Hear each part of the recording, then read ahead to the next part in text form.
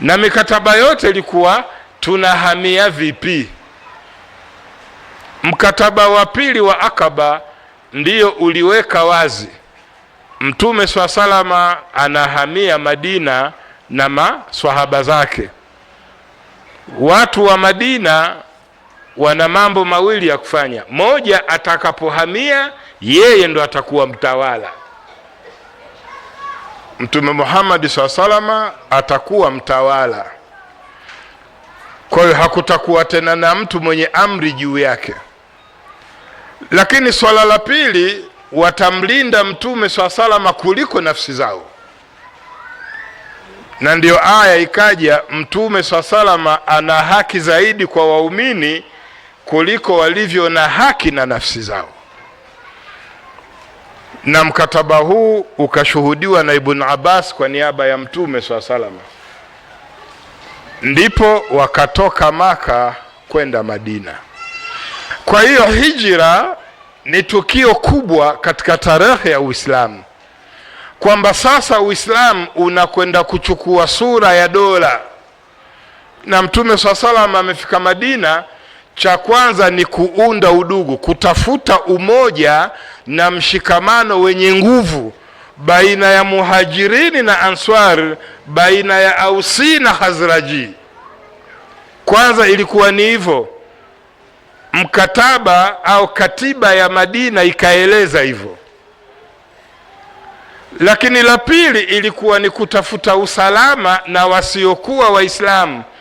Mayahudi wako tatu wako Madina: Bani Mustariq, Bani Quraidha, Bani sijui nini, wako pale, na wenyewe lazima wawe chini ya Mtume sallallahu alaihi wasallam. Na wao kwa sababu watapata hifadhi kwa Mtume, lazima walipe jizya, walipe kodi kwa Mtume, na Mtume atawapa usalama wao na mali zao. Ikaandikwa The Madina Charter. Kwa hiyo Uislamu sasa unakuwa ni dola. Ndipo Allah subhanahu wa ta'ala akaanza kuteremsha sheria ambazo Allah asingeziteremsha Maka. Sheria hizi zilitaka watu wanaojitawala, ili zitekelezeke lazima watu wajitawale, wawe na mamlaka yao ya kidola. Bila ya kuwa na mamlaka ya kidola, sheria hizi Allah asingeziteremsha Maka. Sasa tukae vizuri, mnielewe sasa. Ndiyo maana Qur'ani yetu ikawa na sura za Maka na sura za Madina. Zote ukizitazama zisingeshuka Maka kwa sababu zisingetekelezeka. Zile zilikuwa zina imani, kujaza watu imani, kumweleza Mwenyezi Mungu ni nani, na wao kama Waislamu nafasi yao ni ipi. Lakini wanaingia Madina, zinaanza kuteremka sura za sheria. Nguzo 5 takribani zote zimeshuka Madina. Ninyi hamuwezi kuswali jamaa kama hamna dola. Miaka ya mwisho ya hijra amri ya swala imeshuka, lakini msisitizo wa jamaa umeletwa Madina. Upaelewe hapo.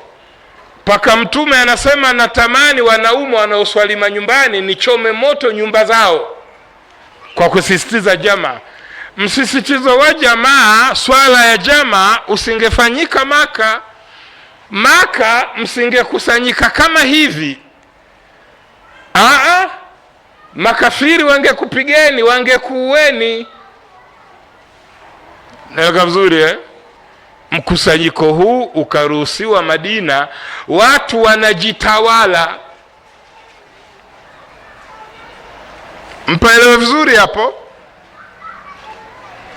Hamuwezi ninyi kusimamisha swala ikawa na faida kwa Uislamu kama ninyi hamjitawali.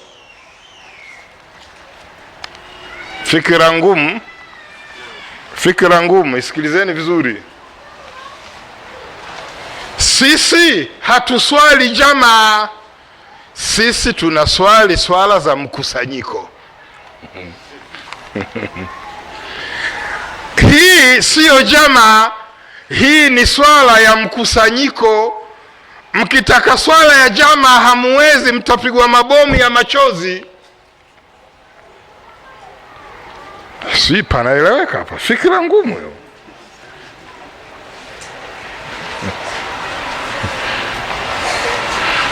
Na ndio misikiti mingi wakawekwa viongozi, hawaelewi asubuhi, hawaelewi jioni. Msije nyinyi mkakusanyika mkapata mambo ya maana mkawa kama Madina. Nyinyi mnakusanyika mtapata mambo ya ovyo ovyo tu. Si unaelewa vizuri baba? Pakiwa na msikiti wa maana, kwamba watu wakikusanyika walau wanapata mambo ya maana, msikiti ule utakuwa na uadui na dola, dola itakuwa na uadui na msikiti ule. Ukisema Dar es Salaam watakwambia msikiti hatari sana, Mtambani, msikiti wa Takwa, Mwananyamala, msikiti hatari sana, msikiti wa Idrisa. Watakwambia Kichangani. Sasa itizame misikiti yenyewe hatari yake nini? Watu wanafunguliwa bongo. Misikiti mingine bwana, misikiti poa, mtu atapewa visa. Ijumaa kama hii mtu atapewa visa, havimfikishi popote. Atapewa kisa cha Bani Thamud. Palikuwa na mtu anaitwa Unju bin Unuk. Huyu alikuwa mrefu sana, Atlantic Ocean yenye kina kirefu. Akisimama pale kwenye kina kirefu, maji ndo yanamfika kwenye jicho la mguu. Huyu ni Unju bin Unuk. Huyu alikuwa hahitaji mtumbi kuvua samaki, anaingiza mkono tu bubububu, anakamata samaki, anampikia kwenye jua, ananyosha mkono mpaka kwenye jua, halafu shehe anasema swalla ala nabi.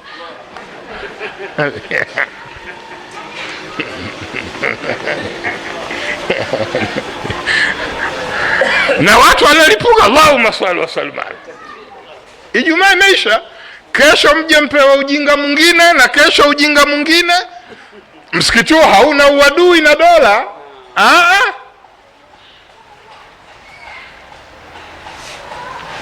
Kwa sababu yako mambo hamuwezi kuyafanya bila dola ya Kiislamu kutawala. Moja, hamuwezi kuswali jamaa. Si darasa yake nitaileta Ijumaa zijazo. Mtaswali kwa mkusanyiko kama hivi. Jamaa ma maanaha lughatan wa istilahan. Jamaa, tuanzie na lugha. Darasa ingine tutakuzungumza mambo ya jamaa. Si jambo dogo. Mtume anasema nataka nichome nyumba za watu wanaoswali manyumbani. Mkutano kama huu